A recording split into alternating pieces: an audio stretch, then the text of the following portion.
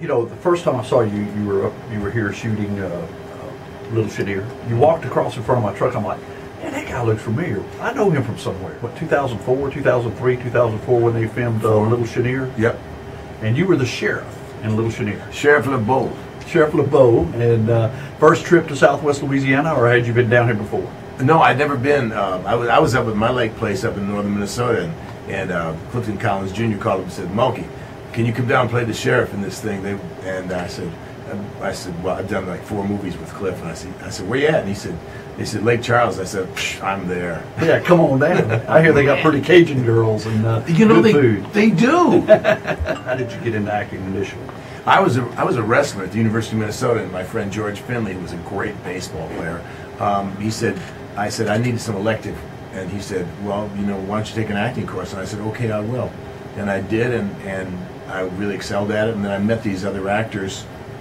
I started playing around with it, and they were writing a play. And so I helped them write the play, and the play went to New York, and I went, oh, I should be an actor. This is going to be easy. Well, the first big break was a gigantic movie called Rambo: First Blood, and oh man, that was amazing. You were in Rambo? Yeah, I played.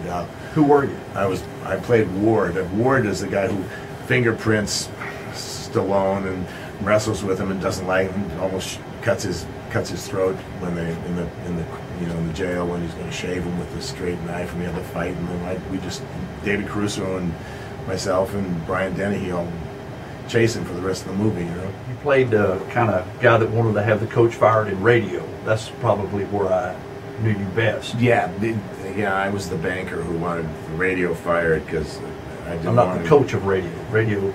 Yeah, I wanted to get rid of radio and get rid of the coach. Ed Harris, I thought the radio was a distraction to the team. Actually, and that made him quit at the end of the movie.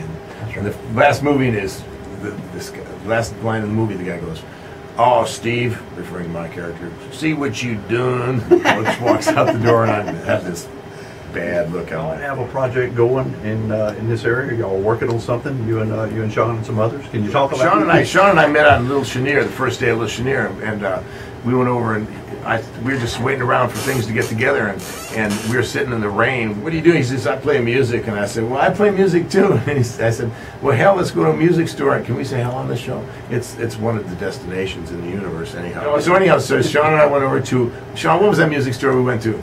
We went to Lake Charles Music.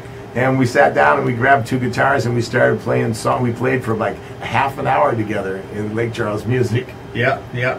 And then what happened?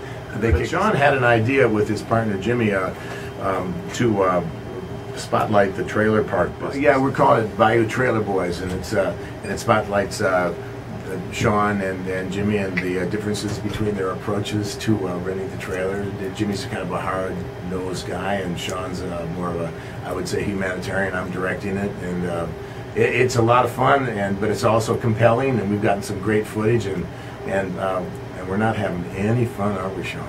Not at all.